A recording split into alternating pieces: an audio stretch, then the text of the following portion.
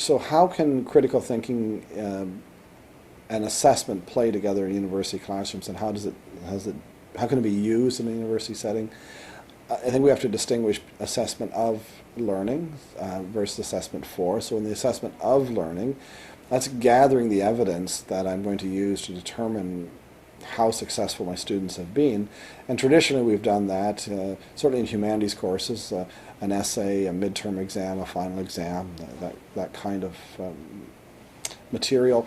In sciences it might be a lab report, it might be a case study. Those are the evidence we have of students achieving.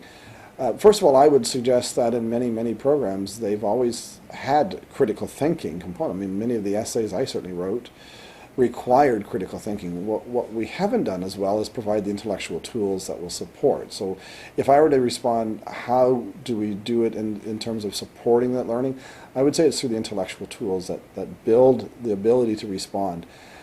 Because even the best framed critical thinking question on an exam or for an essay, if I don't have the tools to do it, we get disappointing results. The 5 intellectual tools that support critical thinking that I work with are making sure students have access to the background knowledge they need. So before I could render a judgment on an issue, I'd have to know enough about the issue.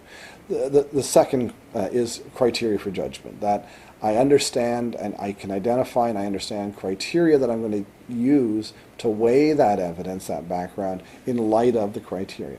The third is understanding the critical thinking vocabulary. So there are terms at times we use, bias and perspective, for example, that do I distinguish between what's a bias and what's a perspective and what's a point of view? And are these terms that are getting in the way? Do I understand the difference between being cynical and being skeptical? So at times, language might get in the way of my response if I haven't unpacked the terms.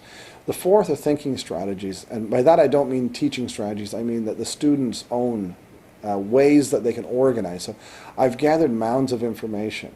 How will I organize this so I can see connections, see patterns, connect it to that criteria? And the fifth are nurturing habits of mind, of good thinkers, being open-minded, full-minded, fair-minded, those kind of things.